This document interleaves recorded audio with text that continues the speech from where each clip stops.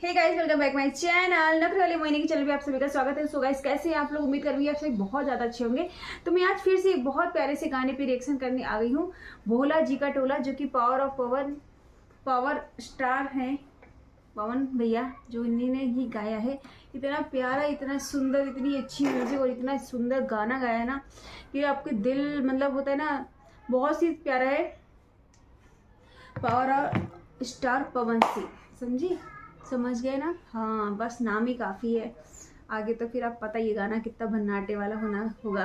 तो इतना प्यारा गाना आया है, बहुत ही, भोला जी का टोला। तो चलिए इस पे रिएक्शन करते हैं, एंजॉय करते हैं इस गाने को। बहुत ही ज़्यादा लोग, पब्लिक पसंद कर रही है इस गाने को बहुत ही ज़्यादा। और पवन भैया ने तो मतलब होता है ना कि पब्लिक के दिल में सच में उन्होंने इतनी मेहनत करके इतना घर बना लिया है कि पब्लिक सच में यार बहुत प्यारा गाना गाया।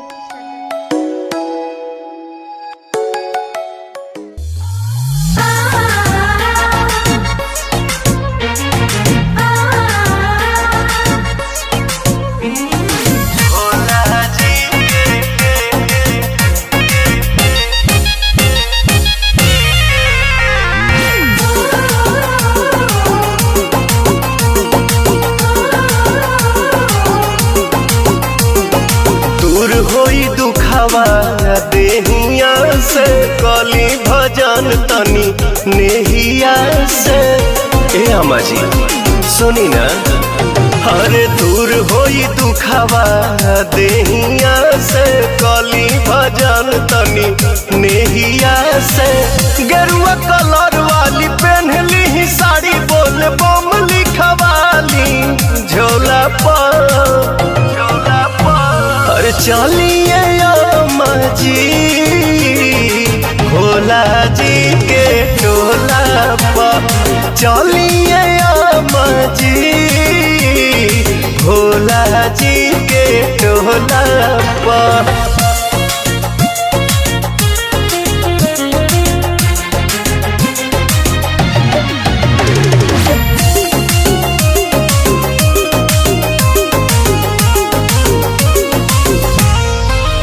जान जाई है मन के बात आदम जानी हमें, बाबा दिन दुखियन खाती दानी हमें। सुनी चले हता पून वाला काम करीना, अम्मा जी बूढ़ भैनी धाम करीना। रहिया में जादी रावर पौआ जाई थक, कुछ दूर बैठा दे ओला पर। अरे चलिए अम्मा जी भोला जी के टोला पर। चलिए अम्मा जी भोला जी के टोला पर।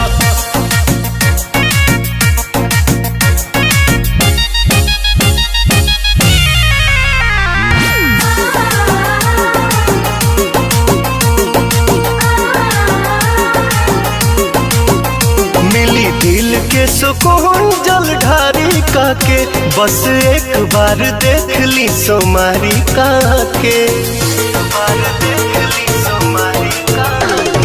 खूब जाए कारा बोली, अम्मा जी बोल बम के नारा बोली। पवन विजय के होला प्रोग्राम, हर साल लड़े ताल झाल ढोला पर। चलिए अम्मा जी भोला जी के टोला पर। चलिए अम्मा जी भोला जी के टोला पर। चलिए अम्मा जी भोला जी के टोला। अरे अपने टोला में तो हम रह रहे हैं, और बट इतनी अच्छी बहू है या फिर बेटी जो भी है, जो भी रिएक्शन में इसमें नहीं पता मुझे कि किस रोल में, मुझे तो लग रहा बहू का ही रोल था। तो कितना अच्छा है यार कि इस उम्र में अगर बहू हमें मंदिर ले जा रही, भोला जी की टोला लेके जा रही, तो क्या बात है। सोनी पे सुहागा है, बहुत बड़ी बात है।